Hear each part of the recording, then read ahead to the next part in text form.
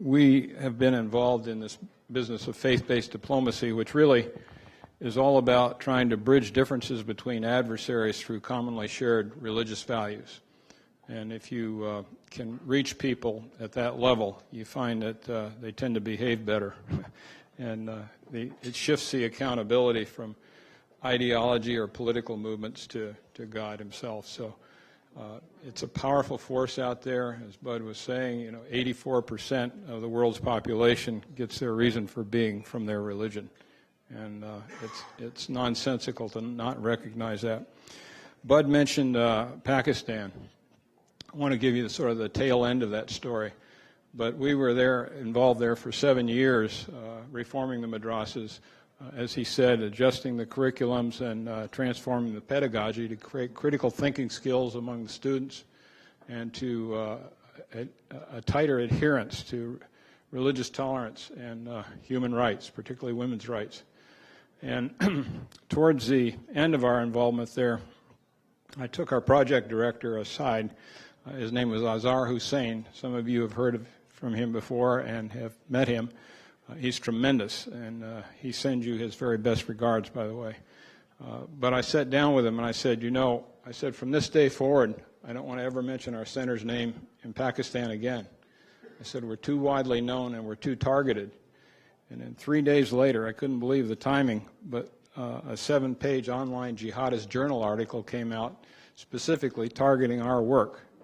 And they had done their homework, and they accused us of venomous concepts like moderation, tolerance, women's empowerment, all the things that were caustic to Islamic family values, at least as they were presenting them. And it named names. They knew everything about us.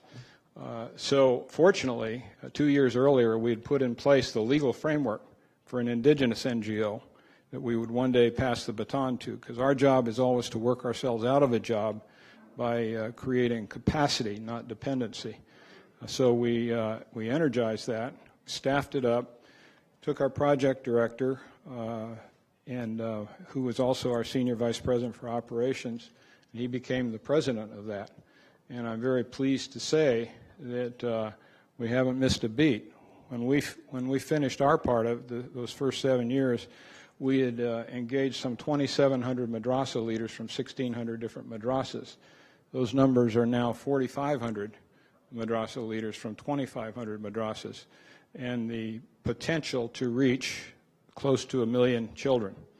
And there's a total universe of 2 to 3 million of these madrasa students. So it's it sounds like a lot, but there's 20,000 madrasas. But what we did were in the most violent and radical areas of the country. So we feel very confident that this can spread across. Now, the last 5 years of our involvement, the American Embassy in Islamabad was not supportive of our work. And it's difficult to raise funds for your work when your own embassy doesn't support it. And we could never quite figure out whether this was a matter of separation of church and state or if it was just politically too hot to handle, to have to justify supporting Americans messing around in Pakistan religious schools. It was pretty hot stuff. But anyway, at the end of that 5 years, a contingent from the State Department came over. These were the Countering Violent Extremism folks who said, we want to build our strategy around your work, because they had come to realize that what we were doing with the madrasas was every bit as strategic as anything else that was taking place on or off the battlefield. And truly, if you want to drain the swamp of extremism, this is the way to go. Bombs and bullets have their place, but they often spawn more terrorists. But if you can win hearts and minds, that becomes contagious. And let me tell you that one of the things I most admired in this whole exercise was the courage shown by these madrasa leaders and the like. If you engage them and could get past that veneer of hostility and rage, really engage them, not only did they get it, but they became champions of it at great personal risk to themselves. There are countless anecdotes. I want to share two very quickly with you. One was a workshop that we held. It was up near the Swat Valley. This was when the Taliban had taken over the Swat Valley and heads were rolling all over the place. And we had 16 madrasas come together for a workshop. And toward the end of the workshop, one gentleman stood up, a madrasa leader, but he was also a terrorist commander. He was a commander in Lashkar-e-Taiba, the friendly folks who brought you Mumbai. And he stood up and he said, you know, I came to this workshop for one reason and one reason only, and that's to discredit everything you have to say. He said, but I find myself now standing in front of you full of rage. Rage because for 26 years I've studied and taught the Quran the way it was taught to me. He said, but now, after this experience, he says, for the first time in my life, I feel like I've sensed the soul of the Holy Quran and its peaceful intent. As I now see that the right way to advance Islam is through peace, not through conflict. And he said, I'm going to change what I teach my students, and I'm going to tell them why. Well, this is a very brave thing to say in front of a mixed audience in that context, believe me. So this is, again, the courage, if you will. Well, we came back a month later, and he was doing exactly as he said. And more importantly, we had a CNN team along with us who had been trying to capture our work for several years, and he said it on CNN for God and the entire world to hear. But I think he then recognized he was getting on pretty thin ice, so he said, enough. You know, so it was over. But that's one. The other one I want, and so that's a kind of a tribute to the courage of these folks, because once they get it, they really at great personal risk. The other one had to do with when we had a workshop, and one of the gentlemen there was a Taliban commander of some renown. He was very despondent. He lost 2 sons in the fighting. He said, we don't know what America wants, which led to an invitation for me to come to the mountains 2 months later to tell him what America wants. So I made the rounds at State, Defense, and the agency to make sure whatever I said was consistent with U.S. policy. And I'm here to tell you it's not only the Afghans in the mountains that don't know what America wants.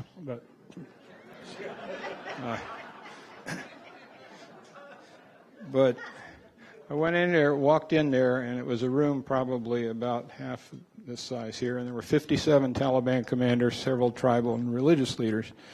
And it was a pretty charged atmosphere, as you might imagine. I won't go into the details. It's a fascinating story, but the one thing I want to tell you about is that there were, over the course of our 4 hours of involvement there were a number of penetrating questions that emerged. And one was, why are you attacking Afghanistan? And I only cite that as to why it's so important to understand these other cultures.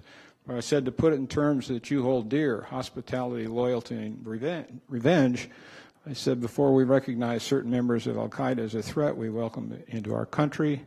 We gave them hospitality, and then without warning, they attacked.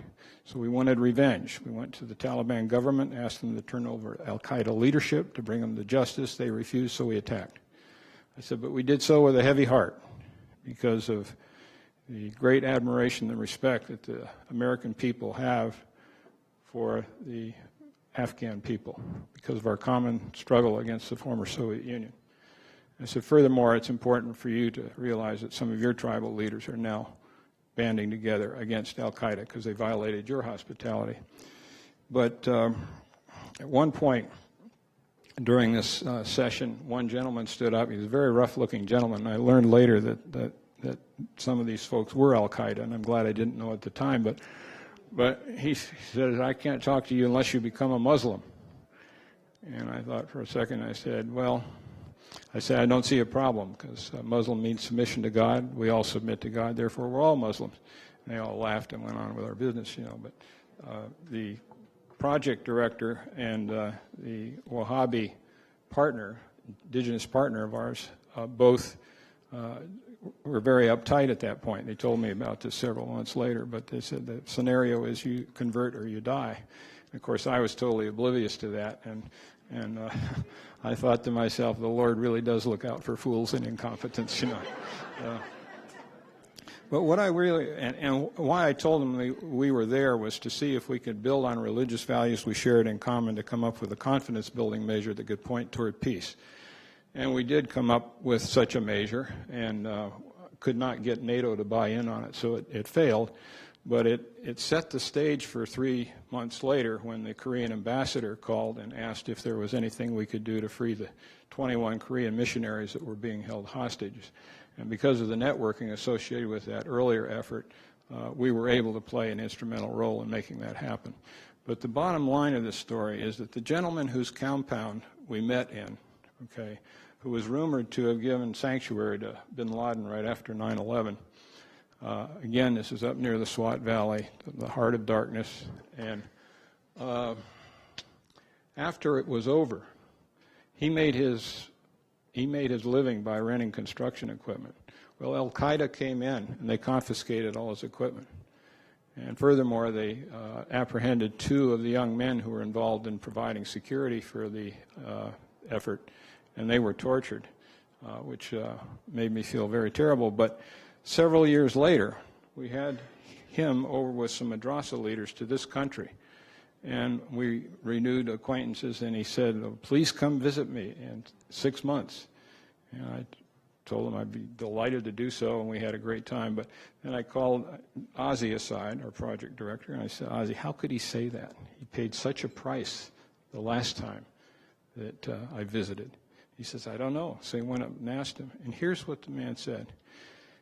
He says, "I would rather die than not give hospitality to people I like." And I thought to myself, boy, what a culture. It's so radically different than the way we treat that. So we learn a lot along the way, and I would not pretend to say that we're there learning every bit as much as facilitating peace. Today, we're involved in several places around the world. One is in Pakistan. We continue to help that from afar with the madrasas, but we also, in January, met in Nepal. We had Pakistan religious leaders and American religious leaders come together, and we formed an interfaith leadership network to do 2 things. To build capacity enhancing initiatives that could help ease the plight of minority religions in Pakistan, which is pretty dismal, and also to arrest the spread and impact of Islamophobia in the United States. In all such meetings as these, you need to bring folks to the table as equals dealing with common problems. And in the wake of that, I'm pleased to say that one of the megachurch pastors teamed up with Imam Majid, who's the head of the Islamic Society of North America. Many of you know him. And they brought together some mega mosque and mega church leaders in Texas, and had one each from 10 cities, and then there were 3 of one or the other from 3 more cities. And they were addressing this whole business of Islamophobia, and they are going over to Pakistan later to do the same thing over there with those folks. So that's one thing. Another thing is we're going to have an evangelicals conference to frontally address the business of Islamophobia, because there's a huge industry built up by trying to keep the fires raging on this business, and it just needs to be addressed in an effective way. We're also involved in Colombia. And by the way, I should mention that Rebecca Cataldi, our program manager, was very key in making all that happen. Rebecca, where are you? I do not see you.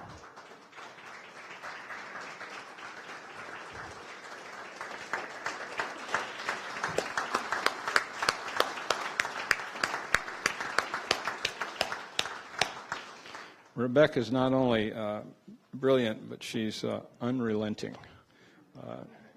If she gets something, she's been spending more time now trying to see how we can raise funds to do some good things in Yemen. That's going to be one of our next projects, but that's teaching conflict resolution to indigenous tribal and religious leaders there, and they have a whole peacemakers network around the country that just needs to be energized the right way.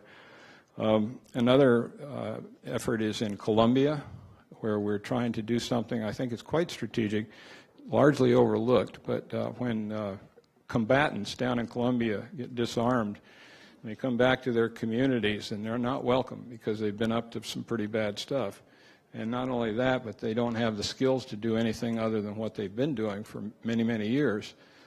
So they rearm and they join the narco networks and the criminal gangs. And the country, if it wins on one front, it's going to lose on the other front. So we're trying to break that piece. And James Patton, our executive vice president, who speaks Spanish better than Spaniards, he's in Istanbul right now at the moment, ironically, raising money for the Columbia Project. But he's done, I can't tell you how much good he's done down there in just a short period of time with very limited resources.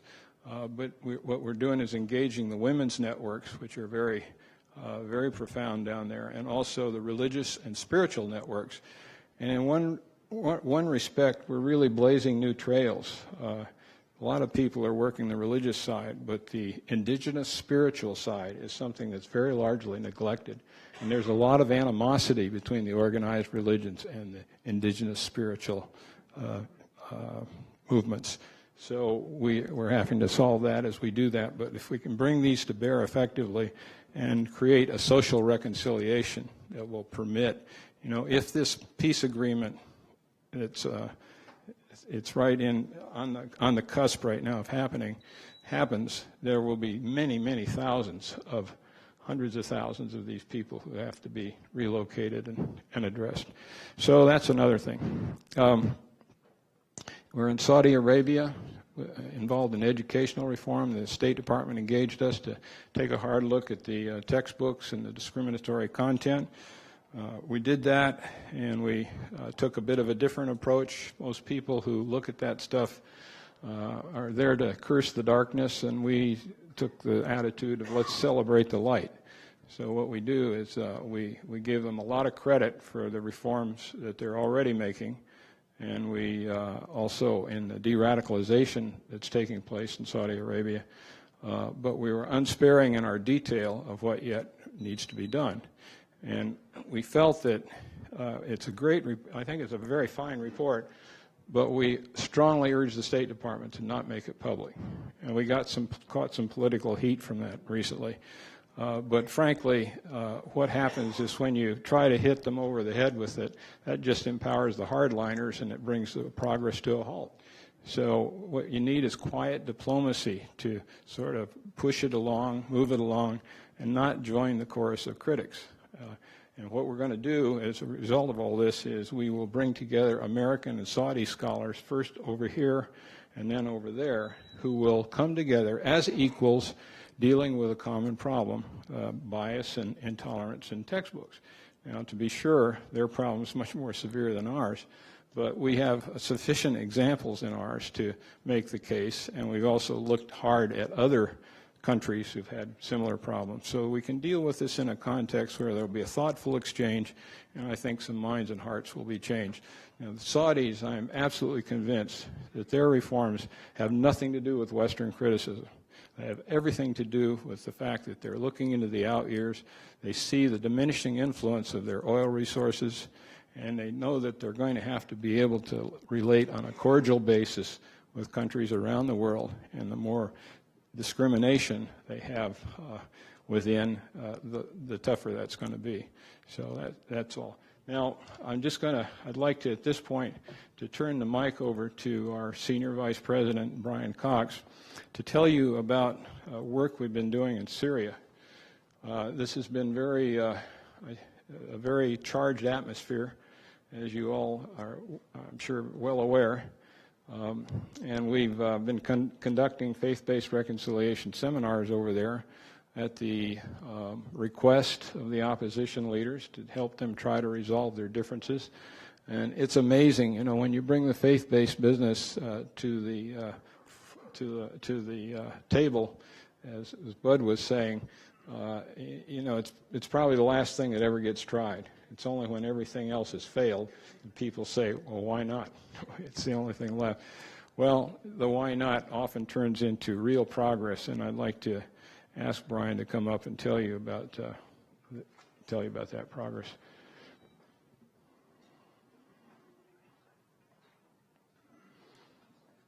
Brian's been with us since the beginning, and he's part of that, what I call an absolute world-class team, along with Rebecca and James. James sends his very best, by the way. But Brian, without further ado, thank you, brother.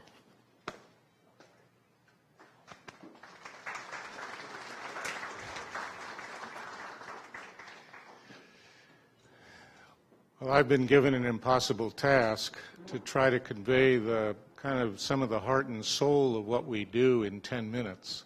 So I'm going to try to do that. And I've been part of ICRD from the beginning and had a chance to be part of our work in Sudan. I oversaw our work for 8 years in Kashmir, both in India and Pakistan, and since 2005 have been overseeing our projects in the Middle East, and we have several of them. What does it look like when you bring the supernatural grace of God into world politics and diplomacy? Faith-based diplomacy is what it looks like.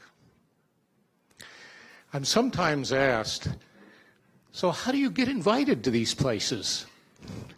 Does the State Department open doors for you? Let me give you an example. In late 2004, my dear friend and colleague Bassam Isaac, who was living in Damascus at the time, sent me a short, cryptic email. He said, "Brian, I believe that now is the time for faith-based reconciliation in Syria." Well, I didn't bother asking for details like, well, who are we going to see? What are we going to do?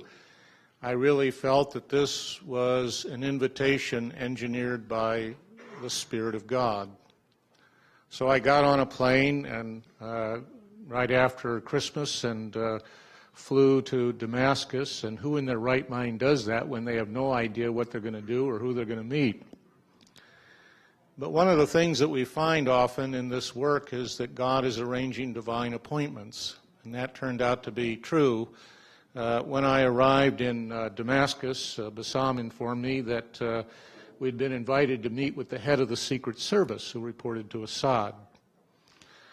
What I didn't know before I went was that without the blessing of the Secret Service in Syria, it's like a large prison. No one will meet with you. No one is available. No one will return your calls. So after meeting with him, suddenly it was like turning on the electricity, and all these people were contacting us. By the end of the week, I found myself speaking in 2 mosques about faith-based reconciliation. So that's one of the ways that we get invited into situations. Now, let me give you another snapshot, and that has to do with a process. One of the tools that we use in ICRD is a faith-based reconciliation process, which is based on 8 core values, and it's a very deliberative process of intervening in large-scale political conflict, which is identity-based, which is aimed at softening hearts and enabling people to engage in constructive joint problem solving. You know, what I found in most intractable conflicts is that what's needed is not gifted peacemakers or brilliant solutions, but changed hearts on all sides. In April 2005, I was in Amman, Jordan, and I woke up in my hotel room, and I heard this quiet voice of the Lord saying, "I want you to build a bridge to the Muslim Brotherhood." I can't even remember thinking of such a thing. But I called my friend, who was the bureau chief of Associated Press in Amman, and I asked him if he would arrange a couple of meetings with leaders of the Muslim Brotherhood. I remember the first meeting, which was with the spokesman of the Brotherhood, and the first question he asked me was, "What do you want? Why are you here?" And I said, "I don't want anything, and I'm not here to invite you to anything. I'm here for one simple reason. The politics have made you and I enemies, but in my tradition, Jesus told me I'm supposed to go to my enemy, so here I am." We didn't know really quite how to respond to that. But it was the beginning of a conversation that went on for about 4 years with a small number of leaders of the Muslim Brotherhood in Jordan. To be quite honest, there were times when I thought this is a colossal waste of my time and theirs as well. Until November of 2009, when I found myself, through the grace of God, meeting with all the top leadership of the Jordanian Muslim Brotherhood. And together, they made a request. They said, we would like to meet with top Christian evangelical leaders from America that are strong supporters of Israel. I never thought that I would hear something like that coming from the Brotherhood leadership. So we arranged a faith-based reconciliation process in Amman. There are people sitting in this room who were part of it. Bob McCune, John Sandos were both there. And I think they saw the incredible change of hearts that went on both sides. Now, the Brotherhood had kind of put us in a box beforehand. And we were put in the interfaith dialogue box. In the Middle East, everybody gets put in a box. And we were in the interfaith dialogue box until after they had been through those 3 days of the faith-based reconciliation process.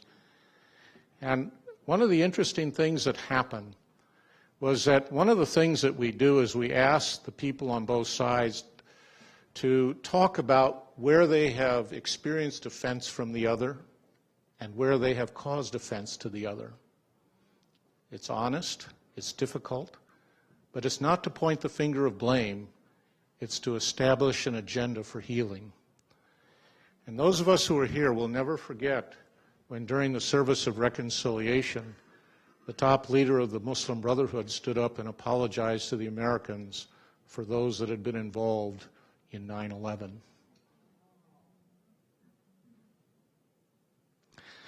Now, what's interesting was that our friends in the Jordanian Brotherhood said, we believe so deeply in this that we want to go with you to Egypt because you've got to get the Egyptian Brotherhood involved. So 2 of them flew with us to Cairo, and we met with a number of Brotherhood leaders in Cairo, including, at that time, Mohammed Mursi. That was about 3 months before he became president of Egypt. Very interesting. He told us that he had lived in the States for a while. He had lived in Southern California. He was a student there. I said, where'd you go to school? He said, well, I went to the University of Southern California.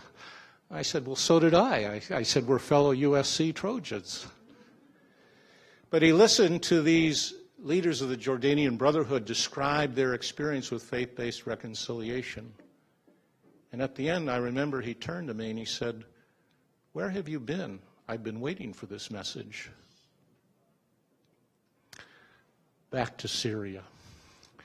While we were there in Cairo, my friend Bassam Isaac, who by now was a refugee, he'd been given a half-an-hour warning to get out of Damascus or he was to be arrested. And so he fled Damascus, headed to Beirut, and flew to Cairo. And Bassam became a key part of the Syrian opposition. And Bassam asked me if I would be willing to meet with some of the leaders of the Syrian opposition. And I did. And then he proposed that we use the faith-based reconciliation process with the opposition. Well, some back in Washington said, this is not a good idea. Number one, we try to stay neutral. And, this is not a good idea. We need to stay above the fray. And I said, I disagree on 2 counts. Number one, our work is never completely neutral because there are always those parties that do not think our work is in their interests. Secondly, what we're dealing with in Syria is something genuinely evil, and we can never be neutral about evil. And I said, I'm not saying that because I read it in a newspaper. I'm saying it from personal experience on the inside with the regime. And we cannot be neutral in the face of evil. So we began to work with the Syrian opposition, and we did 2 conferences in Cairo. But then we began to see that the Lord was shifting things, and we saw that we needed to focus specifically on the one region in Syria where it was possible to bring stability, and that was in eastern Syria in Al-Hasakeh. Last July in Midyat, we brought together Syrian Kurds and Syriac Christians in Midyat in Turkey. Now, I have to tell you, the big elephant in the room was the 1915 massacre. So here you have the top leaders of both communities sitting together at the same tables, and the big elephant in the room was the massacre. And for the first time, they talked about it. During the service of reconciliation, one of the Kurdish leaders stood up and he said, "As a child, I was taught about what our people did to the Christians. And I always prayed that one day God would give me an opportunity to ask for forgiveness. And that day is here." I have to tell you, when you see the powerful dynamic of healing that goes on in these kinds of situations, where there's acknowledgement, apology, and forgiveness, it creates new possibilities in frozen situations. Now, out of that, they came up with a social contract, which has now changed the dynamics on the ground in that region. So these are simple snapshots of what we do. And this is really about the grace of God at work, the supernatural grace of God. This is not because we're brilliant strategic thinkers. At the end of the day, as people of faith, we know that God is involved in situations. And anybody who thinks they can solve problems like Syria or Kashmir apart from the grace of God is incredibly naive. I know that human effort alone is not enough. You know, this is the last thing I'm going to say. One of the distinct features of our work is that we always include a prayer and fasting team as part of the team. So one of the unique ways, Abu Bakr remembers this when we first did it in Sudan. It was it's a different way of approaching diplomacy. But it sends a very powerful message to people, whether they're Muslim, Christian, Jewish, that we look to God for results. And that's all something that as people of faith we believe in. Thanks for supporting our work.